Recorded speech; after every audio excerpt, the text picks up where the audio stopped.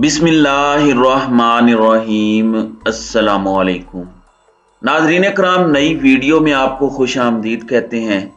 खेल शुरू हो चुका है, किसी को कोई शक नहीं रहा, क्योंकि जो खबरें आ रही हैं इस हुकूमत के इत्तेहादियों की जानिब से, MQM की तरफ से और बाप यानी जो बलूचिस्तान अवामी पार्टी है, वैसे इसका जो रोल है वो भी बाप वाला ही है। इनकी तरफ से भी जो खबरें आ रही हैं तो वो खेल खेला जाता है जिसमें हुकूमतों को गिराने का और बनाने का प्रोसेस होता है, वो अब शुरू हो चुका है। MQM ने आज एक बड़ा अहम इजलास बुलाया राब्ता कमेटी का, जिसमें उन्होंने कहा है कि हम फैसला करेंगे कि हमने इस हुकूमती इत्तेहाद में रहना है या नहीं। वैसे इनके जो रहनुमा हैं इजहारुल हक और खालिद मकबूल सिद्दीकी, अब वो ये कह रहे हैं कि हमें कुछ मिला नहीं है। PTI की गवर्नमेंट ने हमें इत्तेहाद में ना कुछ दिया था और ना इस गवर्नमेंट ने दिया है, और हम तो रुसवा हो गए, हम तो ख्वार हो गए, और अब बस जो राब्ता कमेटी है ये फैसला करने वाली है। तो क्या फैसला हो सकता है, बात हो क्या रही है, चल क्या रहा है, ये मैं आज अपने इस व्लॉग में आपको बताऊंगा। और दूसरा मामला जो अमरीकी सदर के बयान का है, अब उस पर पाकिस्तान में बड़ी बहस शुरू हो चुकी है, और ये ऐसा मामला है जो आने वाले दिनों में प्ले अप होगा। और ख़ास तौर पर जो तहरीक इंसाफ की तरफ से लॉन्ग मार्च का एक प्लान है, जिसमें आज भी इमरान खान ने सलाह मशवरा किया, बहुत सी अहम मीटिंग्स की। जो इर्द गिर्द के लोग हैं, मैं बताऊंगा आपको, तफसीलात बताऊंगा कि इन मीटिंग्स में क्या हुआ, और जो स्टूडेंट्स के साथ इंटरेक्शन है वो जारी रखा हुआ है इमरान खान ने। और आज सरगोदा यूनिवर्सिटी के स्टूडेंट्स के साथ उनका खिताब मुतवक्के है। ISF के वाइस प्रेसिडेंट जो हैं पंजाब के ओलक साहिब, उन्होंने इमरान खान को दावत दी है। इमरान खान ने उस दावत को कबूल कर लिया। अभी शायद जो फॉर्मल मंजूरी है सरगोदा यूनिवर्सिटी की तरफ से, उसका इंतजार था, वो भी उम्मीद है हो जाएगी, क्योंकि ISF बड़ी डिटरमिन्ड है इस मामले में कि जरूर इमरान खान ने आना है।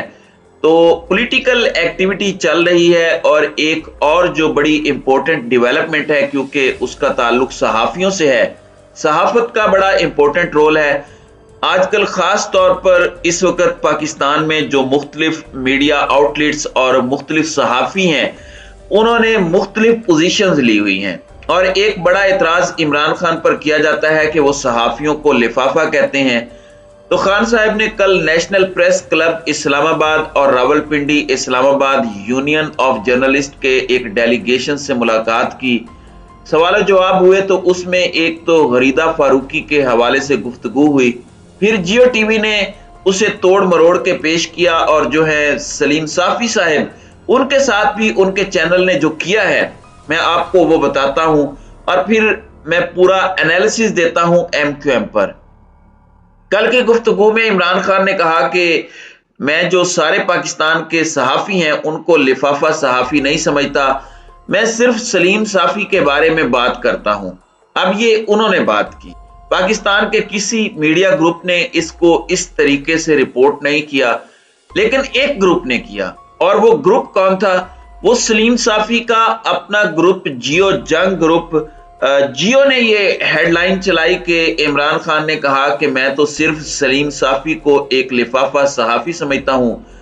मुझे नहीं समझ आई कि जियो टेलीविजन मीर शकील रहमान साहब क्या सलीम साफ़ी के साथ कोई पुराना हिसाब चुकता कर रहे थे, क्या कर रहे थे कि उन्होंने इसको इतना नुमाया अंदाज में कहा कि बस सिर्फ सलीम साफ़ी ही लिफाफा सहाफ़ी है। सलीम साफ़ी साहब बड़ी इंपॉर्टेंट पोजीशन पर रहे हैं, तर्जुमान थे एक तंजीम के। अब भले उस तंजीम के साथ वो अपना ताल्लुक नहीं जोड़ते, फिर उसके बाद वो मीडिया में लाए गए, मीर शकील रहमान ने उनकी अपॉइंटमेंट की। अब ये जो इमरान खान ने बात जिस कॉन्टेक्स्ट में की, लेकिन सिर्फ जियो टीवी ने इसको बार बार हेडलाइन बना के पेश किया, और अभी तक कई घंटे गुजर चुके हैं कि सलीम साफ़ी ही सिर्फ एक लिफाफा सहाफ़ी है, इमरान खान कहते हैं। दूसरा, उन्होंने कहा कि इन्होंने नजम सेठी के खिलाफ मुकदमा किया था। मुझे सलीम साफ़ी के हवाले से समझ नहीं आई कि जंग और जियो ने उसके साथ ऐसा क्यों किया। दूसरी गुफ्तगू गरीदा फारूकी के बारे में थी, उस पर क्या कहा इमरान खान ने। सवाल हुआ कि पीटीआई के जो लोग हैं वो ज्यादती करते हैं, जो मुखालिफ समझते हैं सहाफियों को, उनके साथ वो इस तरह से सलूक करते हैं। ये नहीं होना चाहिए, किसी भी जमात को ये नहीं करना चाहिए कि किसी की कोई भी पोजीशन हो उसके साथ ज्यादती ना करें। नून लीग वाले भी हालांकि इसी तरह करते हैं, ट्रोलिंग भी करते हैं, गालम गलोच भी करते हैं, लेकिन ये होना नहीं चाहिए। खान साहब ने गरीदा फारूकी के बारे में कहा कि गरीदा फारूकी खुद मर्दों में चली जाती है तो फिर जाहिर है वहां पर ये सब कुछ होता है। यानी उन्होंने जिक्र किया एक मुआशरती ईवल का, लेकिन जिस अंदाज में उसको पेश किया गया कि जी इमरान खान ने घटिया गुफ्तगू की। आफ्टर ऑल मरियम औरंगजेब एक मरतबा फिर मैदान में आई और उन्होंने कहा कि जी इमरान खान ने इदारों को बर्बाद कर दिया, पता नहीं क्या क्या कर रहा है, ये देखें गरीदा के बारे में उसने क्या कह दिया। जाहिर है खातून रिपोर्टर हैं, हर एक को इज्जत करनी चाहिए, लेकिन जिस तरीके से पेश किया गया उससे पता चलता है कि पोलराइजेशन कितनी है, झूठ कितना है, और ये सियासतदान अपने मफादात के लिए किस तरह किसी भी इशू को पोर्ट्रे करते हैं। अब आते हैं एमक्यूएम पर। नाज़रीन कराम, खेल शुरू हो चुका है, क्योंकि जब इमरान खान की हुकूमत के बारे में बातें आ रही थी तो पूरे पाकिस्तान में लोगों का, सहाफियों का कंसेंसस था कि जिस दिन एमक्यूएम की प्रेस कॉन्फ्रेंस आई, अलहदगी हुई या बलूचिस्तान अवामी पार्टी की अलहदगी हुई, तो उस दिन हम समझ जाएंगे कि इशारा आ गया है, जिधर से इशारा आता है कि आप फारिग हो जाएं या चले जाएं। तो जैसे ही एमक्यूएम की प्रेस कॉन्फ्रेंस आई कि मीटिंग हो रही है, तो यहां पर यार लोगों ने बता दिया कि बस अब खान साहब जा रहे हैं, क्योंकि सारे के सारे हाथ मिल गए हैं और सारे जो पांव हैं वो एक बड़े हाथी के पांव में चले गए हैं। तो यहां पर भी अब इनको बड़ी खराबियां नजर आने लग गई हैं और एमक्यूएम वाले कह रहे हैं कि हम बड़े रुसवा हो गए, हमें कुछ नहीं मिला। और राब्ता कमेटी का इजलास होना है, उसमें कुछ लोग रोएंगे, कुछ चीखेंगे, कुछ बिलबिलाएंगे कि देखें कौम के साथ क्या हो गया, कौम को ये चाहिए था, और उसके बाद फिर कहा जाएगा कि हम नवाज शरीफ के साथ नहीं है।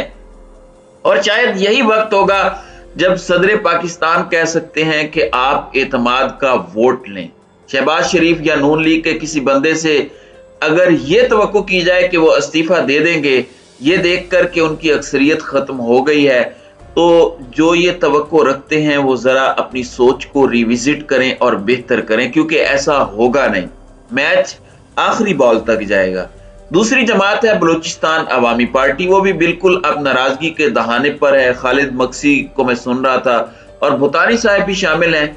मक्सी साहब कह रहे थे कि ये जब आए थे तो कहते थे कि हमने सिर्फ इमरान खान को निकालना है, इमरान खान को निकाल दिया, तो अब ये वजारतें लेकर बैठ गए जो कि हमें मिलनी चाहिए थी। तो उनकी तरफ से भी जो मामला है वो भी वाजे है। इसी तरह से रिंद साहब हैं जो पीटीआई के बलूचिस्तान में वो दोबारा अपनी पार्टी में चले गए हैं। अब रिंद साहब भी उसी कबीले से ताल्लुक रखते हैं जो हवा का रुख देखकर अपनी सियासत का तयन करते हैं। तो इनका बलूचिस्तान में पीटीआई की तरफ वापस जाना, हुकूमत की तरफ देखना बताता है कि खेल शुरू हो चुका है और अब एक एक करके इसके पर्दे उठते जाएंगे रोजाना। और ये जो अगले 15 दिन हैं ये बड़े अहम होंगे। इलेक्शन की तरफ मामलात जा रहे हैं।